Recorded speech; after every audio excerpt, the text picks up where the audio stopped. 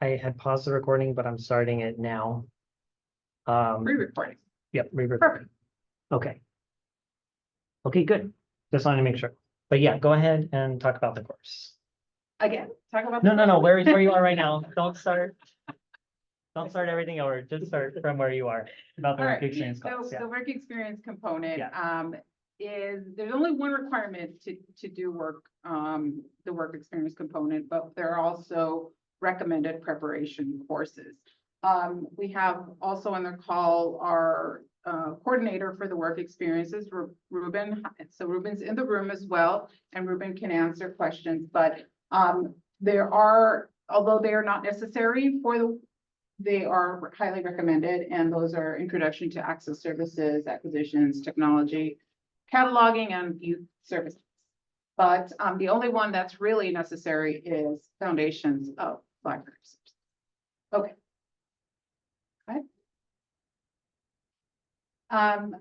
For every semester, you can take between 1 and 4 units of work experience. And you'll see on the slide how many those translate into it. They can be either paid or unpaid hours, and those will depend on the work site, and then will depend on where you're assigned, and we could settle that later. But you'll see there that there is quite a bit of time commitment, both unpaid and paid. Go ahead, Colin. Okay. And so we've had, through the technician program, some great worksite partners, and these are just some of them. We have the Museum of Latin American Art, which is here represented, and we have several schools and arts and public schools available for worksite placement. Once you enroll in the class, we will coordinate to make sure we can find the site that works best. And Ruben, could you tell us a little bit about how students are assigned to the work sites? Is it a first come, first serve, or is it, what if there's more interest than there's? There is a criteria that I use in my class, and part of the requirement, one of the first requirements that I ask from students is to submit a copy of their transcripts. And based on the amount of experience they've had in the program, I would look into the actual sites and what they're looking for. Certain sites require more technical knowledge. Some other sites will require more public service knowledge. So once again, I'll look into the student's background in the program, and if they've taken more classes that deal with the public side, then I'll lean more towards libraries who are looking for persons who are looking to work at the front desk. Whereas if I see people who have had cataloging or acquisitions or in database entry, then I'll lean more towards the sites that have the need for more technical work in the back. Okay, so technically, because some of we don't have requirements to work experience, nonetheless, if the students do take those optional classes, they set themselves up for being placed in a more. It helps a great deal, yes. Okay, perfect. Excellent. Okay, so next slide. And Karen, I just have to give Ruben major props for all of the hard work that he's done in setting up all these different sites. It requires going out, making connections, talking to people, being friendly, being knowledgeable about library services, and then multiplied by these sites are the number of students that are working at these sites. So Ruben, wanted to give you a round of applause and thank you for your hard work. I'm going to speak for the Zoom people. How many students are placed at work sites every semester? How many would you say? Right now, we're averaging anywhere between 8 to 10 students per semester. Okay. Each site will take 1 or 2, in some cases 3, depending on the need. Okay. But it varies, and our goal is to increase that number hopefully by 14, 15 in the next few semesters. Okay, perfect. And as far as you can tell us, are most of the internships paid, unpaid? I mean, they will always get credit for taking them, academic credit, but in terms of being paid, are some of them paid? Some of them have been paid. Okay. And these are students who have already been working at the sites. I can give you, for example, Anaheim. There was a student at Anaheim Public Library who was already working there. And this individual was getting credit and getting paid. So in his case, he had to do more hours. We currently have another student right now at Desert Christian School who also works at the library. So the requirements of hours, are definitely a little bit higher than non-paid.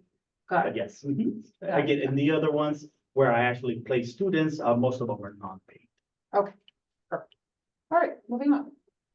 Okay, so today for our presentation, we have three different presentations, one from Rancho Los Cerritos Library, one from the Arts Council of Long Beach, and one from the Museum of Latin American Art. Rancho Los Cerritos couldn't join us today, so we will look at their slides together. They do have their contact information and also some of their the intern opportunities that they have. So definitely keep that in mind if you know where that is. That's in the Bixby Knolls neighborhood of Long Beach, and it's a great little cultural institution. So let's take a look at their slides. Oh, and Marina. Marina's our student who is joining us after her shift. We'll go back to her. Okay. All right, so Rancho Los Cerritos is a historic site and museum, and they're an old site, 1884. They're in Bixby Knolls. Today, they're a historical landmark, and it's a great tourist little destination. I highly recommend it. Go on. They have a digitization internship. So one of the many areas that you can learn in some of these internships is different areas of library science. And one of the most probably exciting areas, at least for me, is digitization. This is where, you bring some obscure things that were never seen by eyes, and you make them digitized and available to the entire world, usually on their website. So their internship is a great opportunity to learn digitization practices, work in a museum and assess inventory. Museums are slightly different, not that museums and libraries you don't need the same competencies, but museums use usually a different type of cataloging. So this is a great opportunity to learn about them and organize and consolidate collections. So as someone who's worked in archives before, I can tell you that an internship like this is probably, I want to apply for it. All right. So again, you'll be hands-on if you do work at Rancho Los Cerritos, and these are some of the things these are actual items there, of things that you would actually work with. And archives really, when you've been working with archives, it's really going to be a bunch of boxes. But if you're the kind of person who enjoys opening boxes and cataloging things carefully and being able to describe them and being able to make them searchable, this will be a fantastic internship. All right, so if you have more questions, you want more information about Rancho Los Cerritos, of course, this is part of Library 271. We can match you if you're a right fit, but also that's their information. And they are looking for volunteers year round. So definitely if you have some time there, you can ahead. All right, so now moving on to our panelists. Our next presentation is from the Arts Council of Long Beach. And we do have a Cynthia Lujan here and Jean Evangelista as well. And so I will let you ladies go on and present your slides. Hi everyone, my name is Cynthia Lujan. I'm Director of Projects with Arts Council for Long Beach. And my name is Jean Evangelista, and I'm one of the Public Art Associates at the Arts Council for Long Beach. And Jean is also alumni of the Library Technician Program. So That's right. That's right. You graduated from the program. thank you. Next slide, please. Yeah, and then Or you guys are soft talkers, so I'm gonna move just a little bit closer. Okay. I'll project. So yeah, we wanted to do a land acknowledgement since a lot of our work deals with place and space and public spaces. So we recognize that we work on the unceded, traditional, and sacred lands of the Tongva, Kizh, Ashaman, and Chumash, and the many other Indigenous groups who call these grounds home. We honor and extend our gratitude to all of the original people still living in this region. Yeah, again, my background as far as the career that I've had is, I have a drawing and painting, bachelor's degree and a minor in Russian studies. Went to Cal State Long Beach, go beach, and love Long Beach City College, but haven't attended here yet, maybe in the future.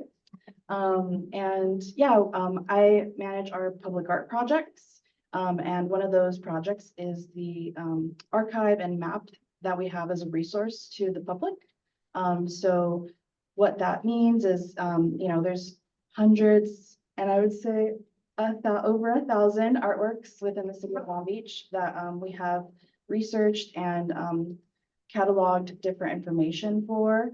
And so this is the primary project that LBCC interns help us with every semester, actually. And maybe in the summer, we'll see. Yeah, and in addition to that, we also conduct project management for installing new public artworks within the city of Long Beach. So we do that in partnership with like council districts, neighborhood associations, artists, of course, and you know, other like for-profit, nonprofit, and non-government agencies as well. So yeah. Cool. So just a little bit of background on myself. I was a graduate of this program. I got the Associate of Science in 2021. And I think this week, actually, I just received my bachelor's in history at Cal State Long Beach. Yay. Yeah, thank you. Yeah, so I went through the work experience program in fall of 2021 at the Arts Council for Long Beach. And that was really where I really found my groove with archives and managing art collections. And I really have been working with that since, so up until now and in the future. And because of that, because of this program, actually, I am going to start my master's degree program at San Jose State for my MLIS, which is super rad. Yeah, so I'm really excited, and I hope more people get involved in this program because I really have enjoyed it. Cool. Next slide, please. Okay, so our primary mission at the Arts Council for Long Beach is to kind of cultivate the physical, social, and economic characteristics of Long Beach. And we really try to envision a version of Long Beach that benefits from everybody participating in the arts and a thriving arts and culture community here. Thank you. And so we try and pursue this mission through a bunch of different ways. We do it at the individual, the group, and the organizational level. And we do this through advocacy, through arts education. Like Cynthia's mentioned earlier, we do a lot of public art projects, as well as a lot of grant making within the city of Long Beach. And that really involves as many people in Long Beach as we could possibly reach. So employees at the city of Long Beach, at community colleges, at the university, at schools, libraries, parks, as many people as we can possibly reach.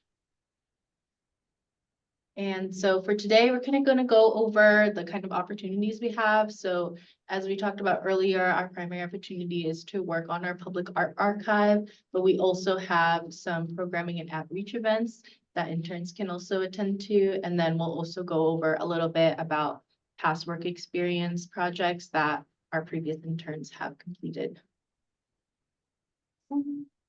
Okay, so as we talked about before, our public art archive kind of encompasses these four main components. There's the digital archiving part. So similar to what Rancho Los Cerritos has, but in a slightly different aspect, we have a lot of bankers boxes pertaining to different project management files about public art projects we've done over the past 40 or so years since our organization has been founded. And so most of the time our interns will be digitizing a bunch of those documents, as well as learning how to file them properly. How do we categorize them in such a way that someone in the future could easily find them? Things like that. And another thing that we have is our database management. And that is a way in which that we track as many as we can identify of the public artworks that are within the city of Long Beach. And so a lot of that kind of intersects with sort of museum practices and how do we steward and maintain the ones that the Arts Council for Long Beach, for example, takes care of or is, has had a hand in the past. Another thing that we've had interns do is do some historical research. So we had a previous intern, it was actually Marina last semester. And so she had worked and gone to the Cal State Long Beach archives, and she had done a lot of research based on the sculptures that they have on campus, which was really great, and I really loved her work. The last thing we have is public resources, so things that the public can access and find. So our main one is our public art map, which you can find on our website. It contains around 500 or so artworks. I thought you had a slide. Okay, sorry. I was just going ahead, but yeah, go ahead. Yeah, so the Public Art Archive has around 500 published artworks. And so we really try and maintain that public resource for people so that they know and can identify different artworks within their own communities. So I have a question, this art map, what are all these little spots? Could they be, are they sculptures or could they be, what do you consider art? Yes, so we do. well, Yeah, I can chime in. So, we categorize artworks based off type of art. So that can be sculpture, mural, installation, public furniture, mural, asphalt artwork, which is like crosswalks or sometimes within like community spaces, like having a floor mural. Mosaics are this like, you know, undulating character that like fit into all of those categories. So, yeah, and, so yeah. Yeah, okay, great, thank you. Next slide. And then, Little video, Okay. there was a video there. yeah, we had a video, not sure. Be able Yeah. to Might get up open here. Ooh. Oh, no worries. Oh, YouTube is refusing to connect. No worries. Yeah, so, But I saw the video, I did see the video, and is there an easy way for students to look for it? I know it was Bloomberg Philanthropies. Yeah, so I can talk a little bit about it. So we had, Bloomberg Philanthropy, gave us a grant for the Asphalt Art Initiative. We were one of, I believe, like 25 cities, in the country, who received the grant. And, in addition to, you know, funding from Southern California Association of Governments and the Port of Long Beach, all these different organizations, helped to fund this asphalt art project that happened on the corner of 15th Street and Chestnut here in Long Beach. And we had, Teresa and Lucia and Sabrina from the program, and Jean too, towards the end in the install phase, when she came back as an associate. All of the interns, you know, helped us with a component of like the outreach. So we went to Washington Middle School, Long Beach Day Nursery, the park, different events in the community to hear what people wanted to see on that in that public artwork. And so, you know, really getting that like front, what did you call it, Ruben? Like, yeah, like public facing experience, with stakeholders. And, you know, in addition to that, oh yeah, it's that first video. if Yeah, you wanna- I shared the link with everyone in chat. Oh, Okay, perfect, yeah, definitely take a look. Yeah. If you guys have a chance, it's beautiful, it's. We can queue it up maybe at the end, just so I can kind of Okay. sounds kill good. everyone with the speakers that I don't know about or anything. Yeah, Okay. okay. All right, perfect. I think it should start me from, no, it didn't. So, all right, Okay, close your eyes. Going warp speed. we're just reviewing, make sure everyone's paying attention. All right. There we go, okay. Sorry, if you could go. Well, back. And so, through these different outreach events, you know, we have multiple projects going on, at once. So, at the moment, we have the Long Beach Recovery Annual Program. So this summer, we'll definitely be doing more outreach at 9 different, public sites. to hear what folks want to vote on for those sites. So if you live or work or, you obviously go to school in Long Beach, definitely take a look for the voting on that. And so we have multiple public facing projects that interns have the opportunity in joining different events depending on their schedule and availability. Next slide. And we definitely, we know that there's no requirements for the work study, like you had mentioned. Some, desired or preferred skills in a candidate that we look for are, software experience with like Google Suite or Microsoft Suite. That's really helpful just to get started when you're digitizing all of the materials for the archive. And interest in visual art, archives and file management and databases. Having that attention to detail and really being eager to learn and seeing what else, what other kind of skill sets you can develop while you're there. And and some of the projects that the students have been working on are ways to make the information accessible to the public, right? And so I really love that aspect of libraries and is, always wanting to share more about details about projects and things like that. So we do that through brochures. So doing a collection of artworks on a specific route, whether that's self-led walking tours or bike tours. Marina had also done some narrative videos, and we also had this crosswalk art cricket project that one of our interns worked on, which was really helpful while kids were drawing what they wanted to see on the floor for the floor mural. We were asking parents questions and taking the survey of them. And so, and also adults were partaking in the drawing too. So having those different activities that a student can develop is really, exciting because they're seeing it from a different perspective. So more of that programmatic library experience that happens. I'm sure y'all know, but the, Billie Jean King and the Michelle Obama Library have the maker spaces. And so kind of think of it in that format. I had no idea it was so community driven. That's so cool. Yeah. Yeah. Definitely. And okay. Yeah, so this is our link for our public art map, as I was talking about earlier, which has as many public artworks as we've been able to identify. So that's at artslb.org/public-art-map/tours. And then if you have any questions or if you want more information on a particular artwork, or if you want to get involved, things like that, you can also email us at publicart@artslb.org. Thank you. I think that's it. And that's our contact info. So if you want to contact us, feel free. So thank you. All right, thank you.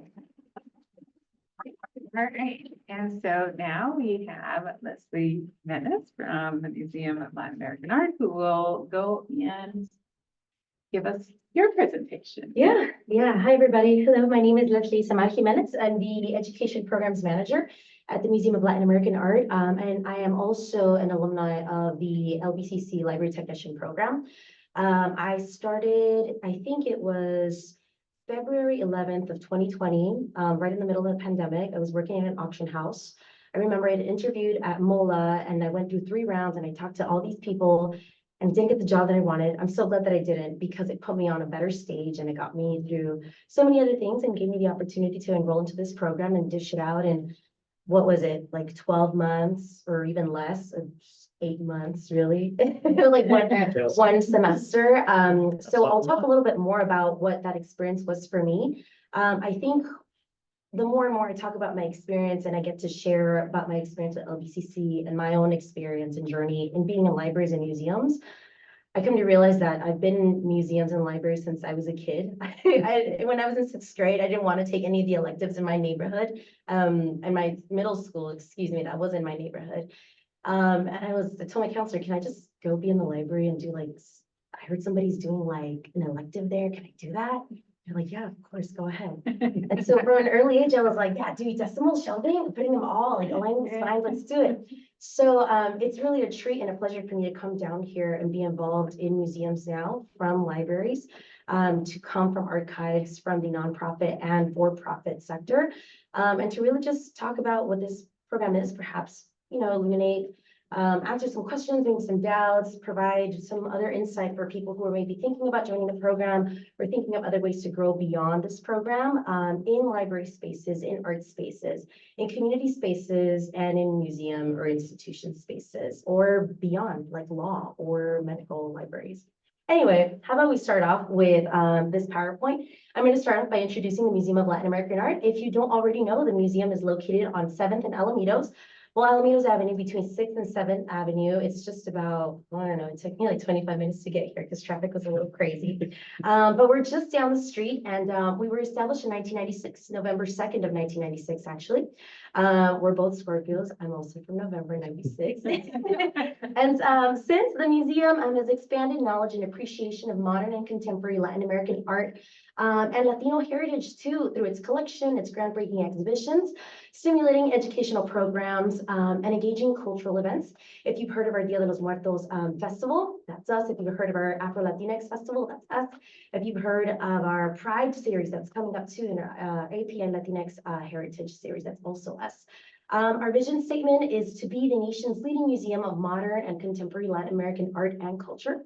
That's really special for us. We are currently the only museum that is accredited and dedicated to contemporary and modern Latin American art. That means that we dedicate ourselves to capturing not just Chicano art in the US and in Mexico, or across the world, but beyond that, right? Latin American art, Central America, the Caribbean, South America, Europe, the US, and anywhere else. We do that through our vision statement of being engaging, being unique, of course, being intellectually stimulating. Of course, you come in, you hear about Latino heritage, you hear about the Museum of Latin America, and you're thinking, wait a minute, is that just Chicano or Mexican art? No, para nada. It's so much more than that. And then it's also being relevant to diverse communities, of course, being located in Long Beach. I myself am from South Central LA, so I'm just coming to learn the diversity of different demographics here in Long Beach. We try our best to involve a lot of the members of the community. Recently, we worked with the Cambodian community with a special programming for API, and we hope to keep working with them for other programs. Of course, staying true to being relevant to the diverse communities here in Long Beach. And of course, being alive with culture. What is life without culture, right?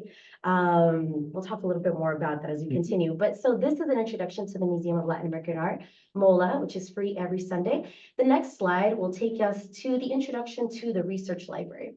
Now, in museums, in some libraries, especially when they become part of, let's say, city institutions or public libraries, there's a big mission statement that's given to them. If you're in a law library, you have maybe the mission statement from the group that you belong to, but you have a separate mission that ties in all library staff and dedicates itself to that system. Here at our library, established here in Long Beach, of course, we've served as the only museum in the US dedicated to modern and contemporary Latin American art, as I just explained. This library is committed to sharing ideas and empowering staff in their efforts to continue exhibitions, public educational programs, and institutional collaborations.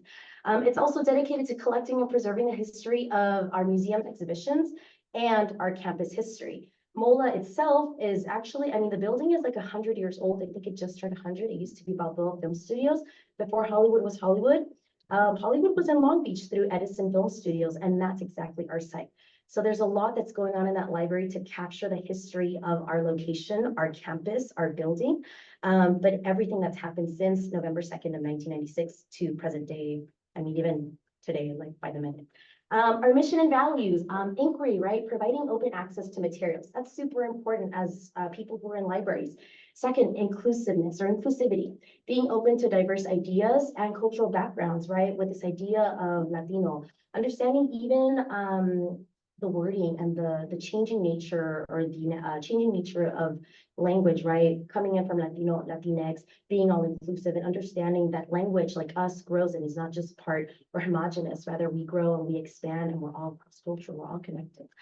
Collaboration, of course, actively supporting the goals of other departments by providing educational references. So I'll talk a little bit about our collection and what we have going on, but some of our catalogs, some of our main stacks directly support curatorial, directly support education, which is the department that I'm a part of and leading. And I mean, other things that are there, I've got some copies in my car, but I didn't want to haul all these books. Anyway, that slide, this is just a brief introduction to who I am. My name is Leslie Samar Jimenez. I currently work at MLIS as the Education Programs Manager. I started off as a museum educator. I recently received my promotion in January. I think it's been 18 months, or rather 20 months since I started off as an intern, and now I'm in this managerial position. I have my BA in Art History and Cultural Anthropology, double major from Cal State Northridge in 2019. I received my certificate of achievement in the library technician program here at LCC in 2021. And then 2 weeks later, I hopped on at MOLA. And then I'm looking into, I say prospect, because CSULB, the education program or the art program is currently going through a revamp. The art education program is looking to expand and connecting all different areas of the arts and education so that it's a more holistic approach to arts education and arts resources. So that's what I'm looking forward to, though I was so split into doing the MLIS program too, because it's so good. I don't know, I'm split, and this is something, I mean, it's not a bad problem to have too when you've got all these great things that you want to do, but you've got a certain limited amount of time and money. It's either this or this versus this, then it's MLIS. I don't know, I did my library thing for now. I got my archive thing down. So now let's do the educator museum stuff. My studio practice is in, I mean, all studio arts, but I really have a fascination and interest in film photography, analog photography, experimental photography, and indigenous arts, ceramics, and textile work. I've dedicated myself to the humanities really by educating inner city youth and developing the MOLA Research Library as a current supervisor. I'm a first generation graduate and beneficiary of arts programming. I really mean that. I wouldn't be here if it wasn't for all these different sponsors and grants that were putting things up, you know, in my neighborhood and telling me like, hey, I know what, arts, let's go. I'm committed to providing resources for students and community members. First and foremost, aside from being part of MOLA and aside from being here and here, it's all about providing resources and being a helpful hand to anybody in the world. You know, we don't all make it alone, we make it with the help of others. So that's really my life philosophy. In my free time, I dedicate myself to researching buildings and railroad tracks in South Central. There's a really big history of railroad tracks in South Central. Gosh, if you want to talk about that, let's talk. I highly recommend you all go to Train Fest in August of next year at the at LA Union Station. Last year they had an awesome locomotive from the 1800s. So cool. That's something that I do in my free time. I also still dance with my alma mater, I think it's the word, Ballet Folclórico Aztlán de Cizan, which is really great. I'll talk a little bit more about what of that made me go into librarianship and also research and museums. I thought it was important to include just a little bit of CV or places that I worked in, because as librarians, sometimes we think that you have to take a direct path through archives or through librarianship, but no, on the contrary, you can have this incredible amount of experience. You find your way. I think there's always a space in libraries for anybody in the world, no matter where you're coming from or what your skill set is. So that's a little bit about me. The next slide will take us to talk about something else. I just forgot.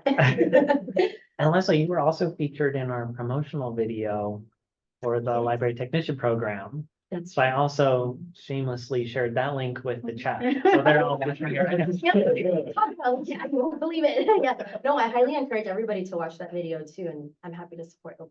Well, that video has almost 7,000 views now. Really? Yeah. So, well, I'm glad. Yeah, no, thank you. I mean, it's the hard work for both of you and the entire team here at LBCC. I mean, you help provide opportunities for everybody else. I wouldn't be here if it wasn't for you guys. So round of applause for you. Anyway, let's talk about my personal experience as an intern with LBCC. So at the time, I was in the middle of the pandemic. It was a little crazy. It was all fully online, which was really beneficial for me because I was working full time. I still am. At the time, I believe there was only the 3-unit option that was offered. So I signed up for all 3 units. I quit my job without knowing that I was going to have another. I said, I can only work on these days, Sunday through Thursday. And I dedicated all of my Fridays to working full time to make sure that I got the 180 hours completed in 16 weeks. I'm really happy now that this program offers the 1, 2, 3, and 4 unit options, which is incredibly great for anybody who's working full-time, going to school full-time, and still wants to do a little more. Some of the things that I did was focus on library development. Of course, applying my cataloging experience. I had knowledge of Library of Congress vocabulary and classifications. I worked as an archiving assistant for a division of the CSUN Library space of the Tom and Ethel Bradley Center.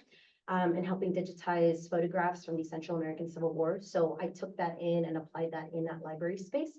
I applied my knowledge of Latin American art movements coming in from my own cultural heritage background, being Mexican, my mom being Puerto, my dad from Jalisco.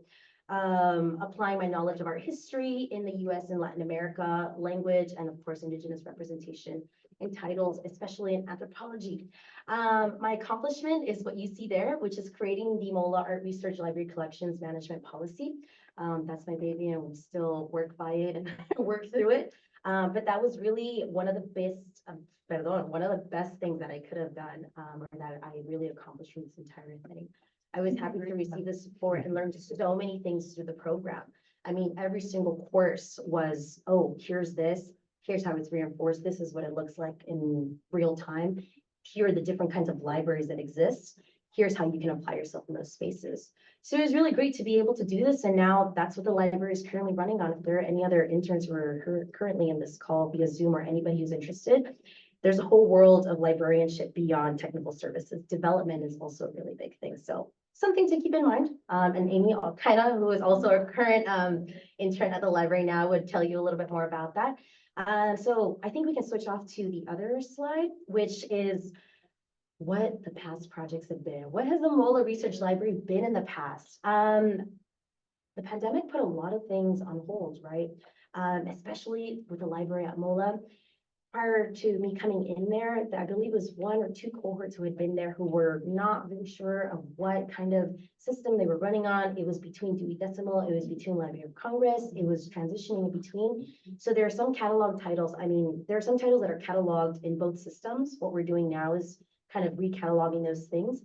It served as a storage space. I know libraries sometimes serve as that. It was a research hub for the docents at one point. Not sure where that went. And it was also a media hub for those years, I believe. I put a question mark because I myself am not sure.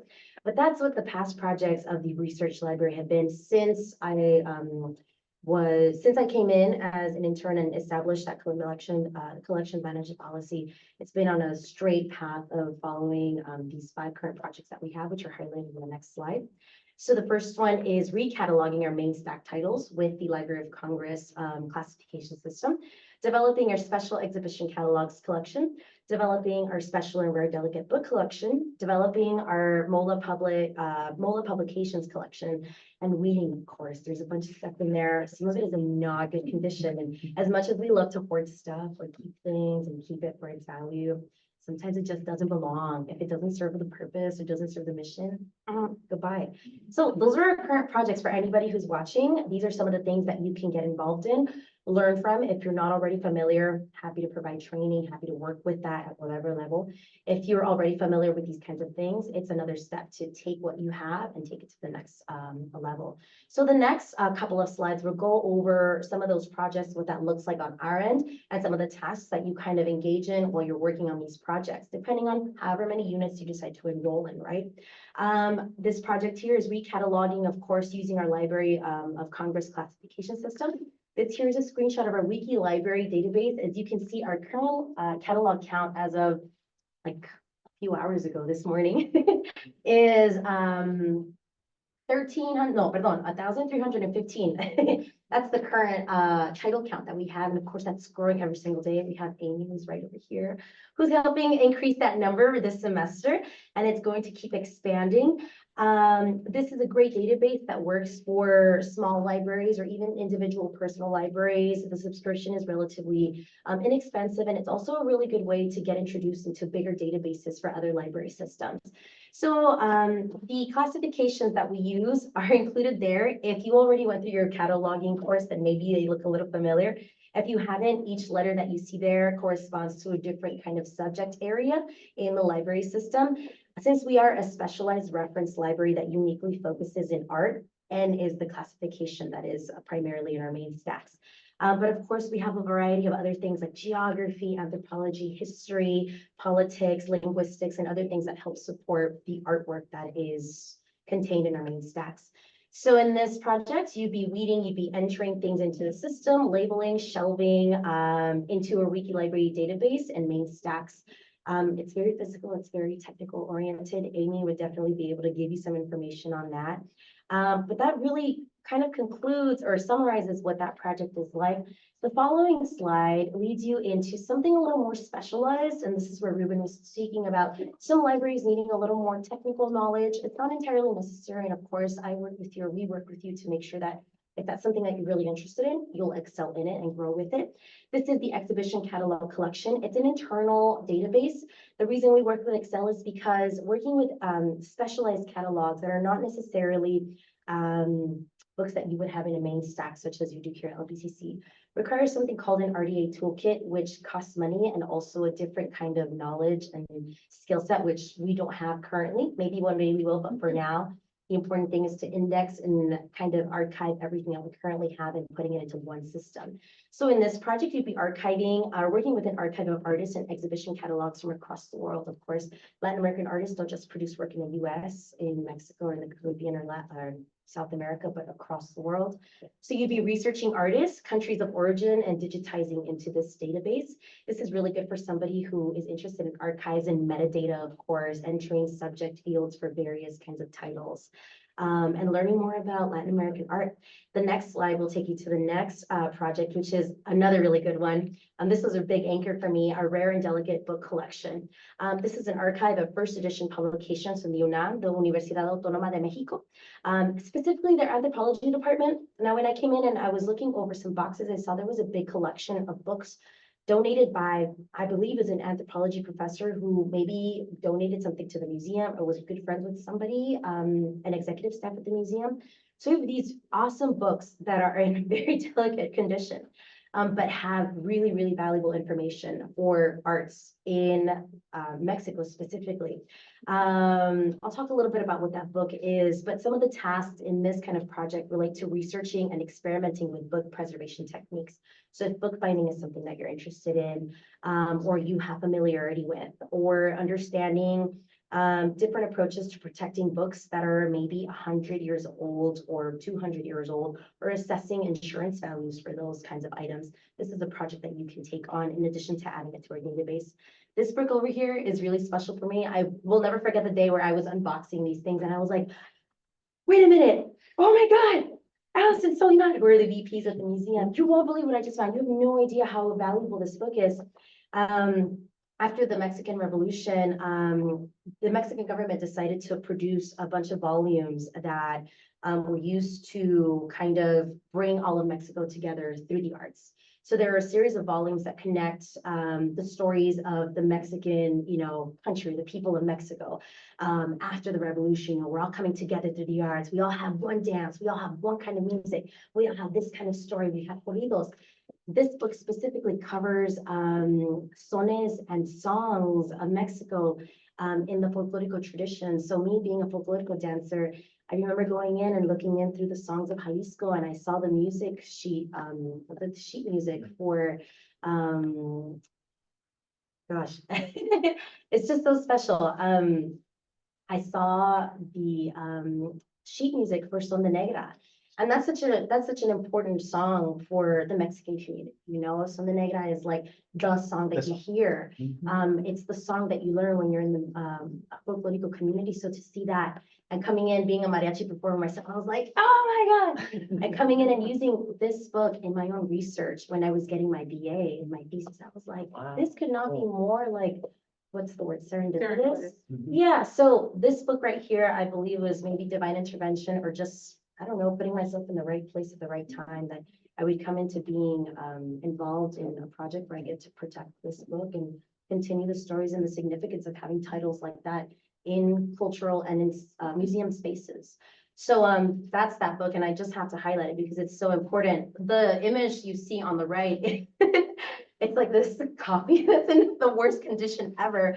but it gives you some idea to the kind of condition of those books in that collection. So if that's something that you're interested in, those are the kinds of books that you can help prepare. Now, the next slide is something that's really special too, and Amy is here to, I'm gonna pull you in just to ask you a few questions, to talk about what this is like. So in addition to having these special projects, we also have the MOLA publications. This is an archive, a MOLA publication since 1860. There's one really old article on the Balboa Film Studios. And then we flash forward to 1996 to the opening day of MOLA to present day. So what you see here are catalogs that were published by MOLA that include our exhibition history, brochures, newsletters, articles, anything of the sort that MOLA has produced out to the world. If you work in this project, you'd be indexing, organizing, digitizing this collection. You'd be working with archives, photographs, newsprints. Amy, do you briefly want to talk about what that project has been for you this semester? It's been wonderful, but we started from the ground up. They were just on the shelf. They weren't by date or year. And I broke it all down into year and from paper catalog to book catalog and put it together through the years. Yeah. Yeah, and put all the catalogs together and also entered them all into the MOLA catalogs have their own catalog. An internal Wait, database. yeah. So I did all of that and yes, so that's what I've been doing. Yeah. And along with all the And other it's catalogs. awesome. You have no idea. Amy is fantastic. And what that looks like on a day-to-day basis, or whenever you come into your internship, is assessing the collection from day one. This looks messy. This could use this. This is how it should be structured. These are some of the materials that we need. Hey, Leslie, do you need this? Or hey, this is what we need. Can we get it? Yes. And it's a back and forth communication, questions, follow up. So it's really something special that you can take on and really contribute to the publications and stories that MOLA has had, right, since 1996. So Amy, shout out, she's awesome. I think we can go into the next slide too. Yeah. Can I just add one thing? Yeah, of course. That Leslie's really good at training. And two, you have to love the Latin. That's the one thing that MOLA did was really introduce me to so much more than the Mexican language.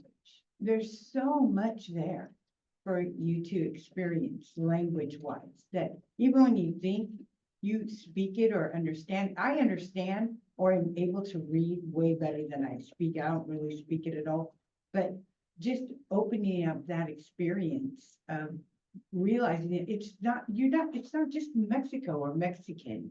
I mean, there's so many languages and it's so vast. It's a real treat. If you get the opportunity, you should do it. Yeah, thank you for sharing that, Amy. Yeah, of course. And to that point too, I'm just going to jump off that too. Even if you don't speak Spanish or understand Spanish, speak it, read it, or write it. That's not necessarily something that can hold you back from working in spaces that may be specific to a community, right?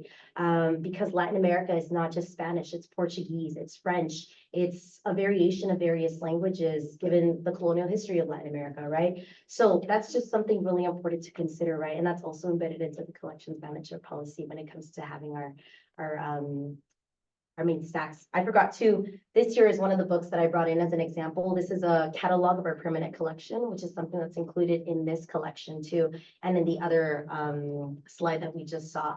It's things like these, materials like this that really, that you work with and you help catalog and you look through and get all this publishing information and enter metadata for that helps push forward and preserve the information that we have in the library.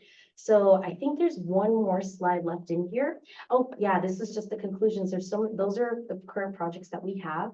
I wanted to close out with just giving a little outline of what it looks like for students when it comes to interning at the library. We have openings in the spring and the summer and the fall, anywhere from 1 unit to 3 units.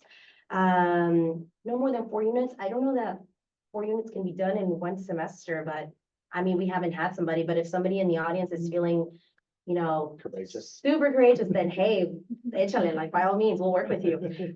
No winter hours available. I'm sorry, it's too crazy to work in the winter. Our days that we're open or when you're available to complete your internship hours with us are Monday through Friday.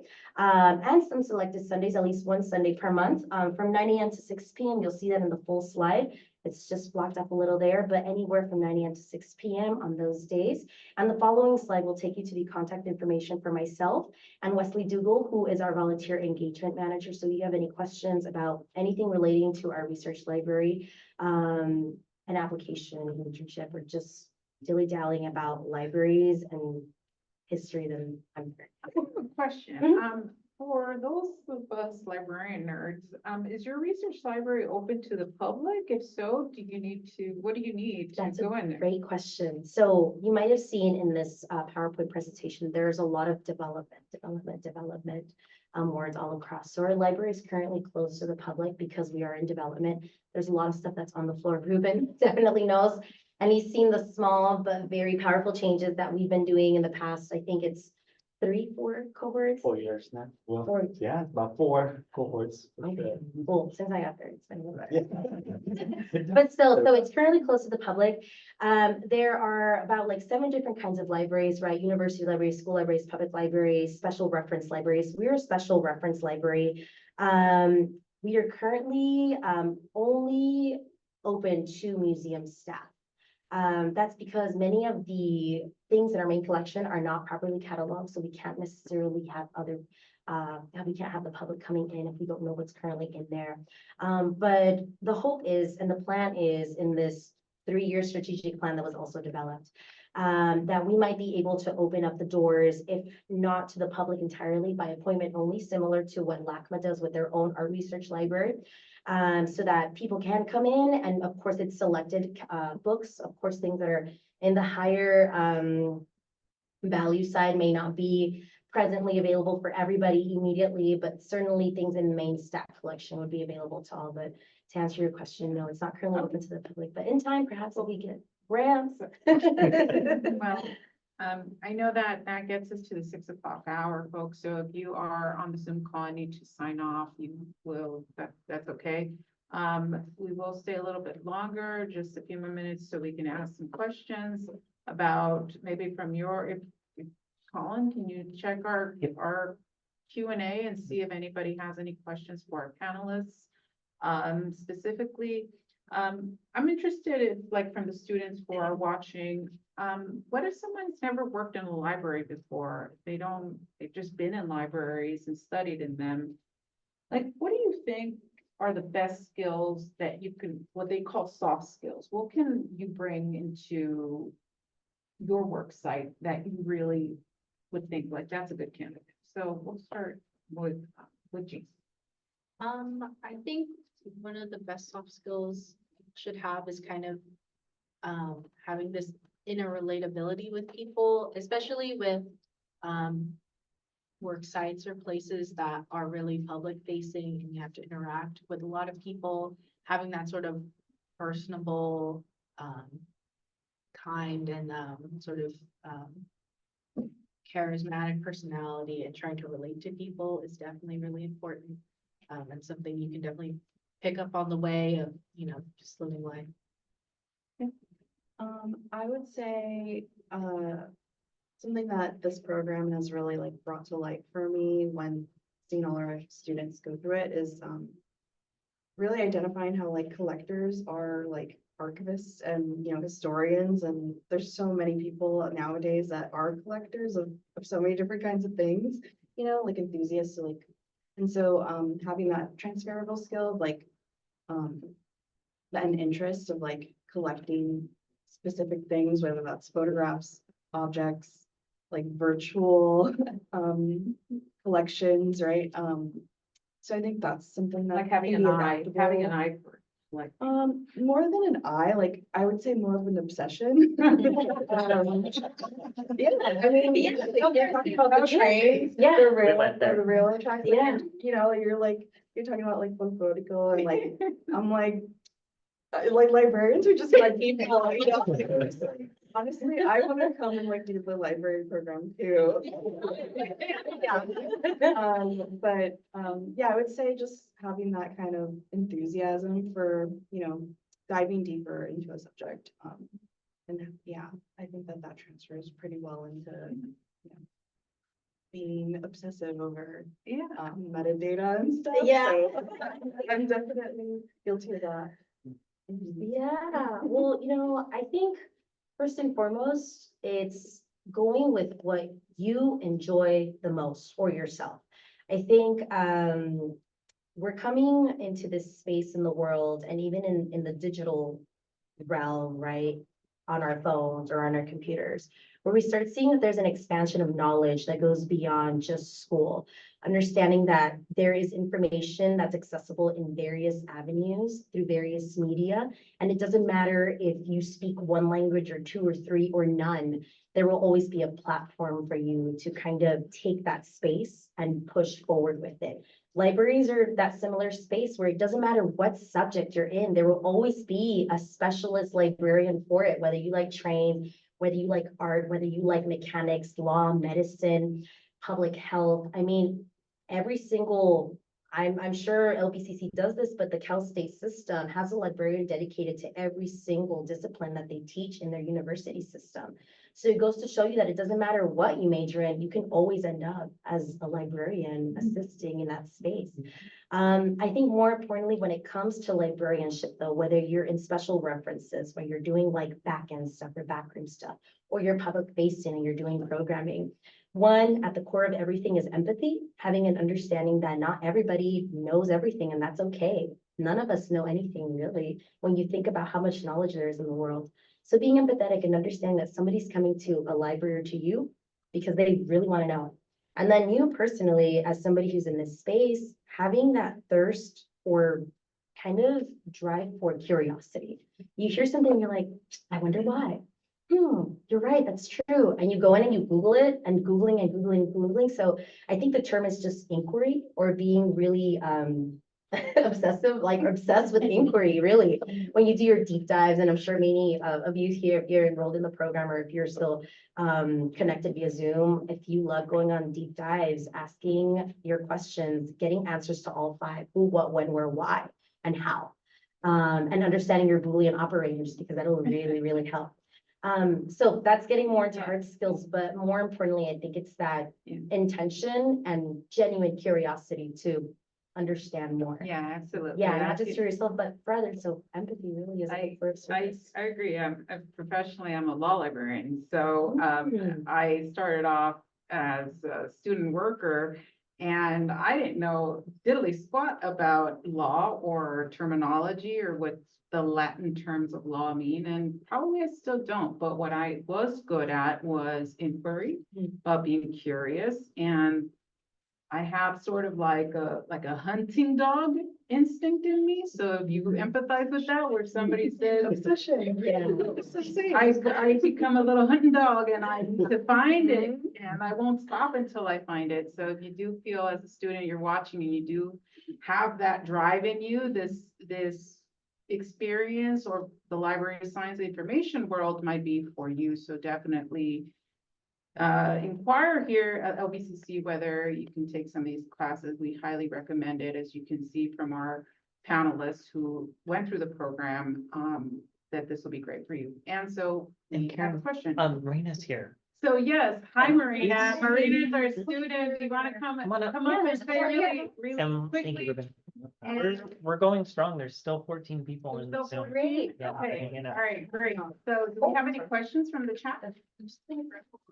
There are some questions from the chat. You guys did a great job answering that one, talking more about soft skills and what do you do if you don't have those technical skills. And I also elaborated a little bit by saying like a lot of this is connecting to the community and the people, and those technical skills oftentimes are really site specific and you learn them over time, but not to be afraid by like the technical aspect of it. Sure, absolutely. And also, not feel that you need to be, like, if you're an introvert or you're an extrovert, there's a place for you in libraries. Yeah. If you want to be a total introvert and work in technical services and a database and be left alone in a back room, more power to you. We need those people who can concentrate. Others cannot stand sitting in a back room, and they want to be out there engaging with the community and helping them with the printer and helping them with any other sort of stuff. So if you have that skill, there's a space for you in libraries as well. So now, joining us, finally, our student Marina, and we were really interested in hearing from your experience, because in our slide here, we saw that you did the work experience 2 semesters. So I think we want to know, what made you come back? You did it once, why did you do it a second time? And what did you learn from it? And do you recommend it to our students watch? So first of all, it's a requirement of the program to take some minimum of units. And I wasn't able to do more than one at once. So I took my first semester just for 1 unit. And I did an internship at the Centuries Catholic School in Alhambra. And it kind of introduced me to cataloging. I just learned how a little library functions and how to work with Wiki Library, how to create bibliographic records in the system. And I learned the basics of geodecimal system as well. And then I decided to take 1 unit in the fall semester in 2023, and I chose Arts Council for Long Beach. And I couldn't be happy about that, because I honestly didn't expect to gain so much from the program. I had a lot of creative freedom, basically. So I worked in the archives and special collection at Castle Long Beach. And I basically worked with several boxes of the raw material on art objects in campus. It was mostly about a sculptural, California Sculptural Symposium that took place in campus in 1965. For 8 weeks, there was a meeting of sculptors from all around the world who arrived to Long Beach to create the monumental sculptures. And many of them, I think 9 of them, had been installed in campus, and they're physically still there. And because Arts Council for Long Beach is interested in cataloging, in preserving that legacy for the future, I was engaged in collecting information about the process, how it was organized, the details about each object, how it was created, some details about sculptures, because it's a separate interesting topic, because they were all different people. Some of them left before the symposium was concluded. And for some of them, the symposium was a new beginning of their career. So I enjoyed working with archival materials, and I really enjoyed the support from Arts Council, because I was meeting Jean every week, and she was kind of, first of all, she was genuinely interested in the process. And it supported me and maintained my own interest in the project, because sometimes you could feel too lonely and abandoned together with all these boxes around, and I just needed, I think, some human support, some human interest, and I would say that Jean was a great support for me. And I was also feeling a part of Arts Council because they invited me to the meetings and to the events. Unfortunately, I couldn't attend many of them, but those that I did attend, I just felt genuinely appreciated by them. So I could say that any student who would take a program with them, he or she would enjoy it a lot.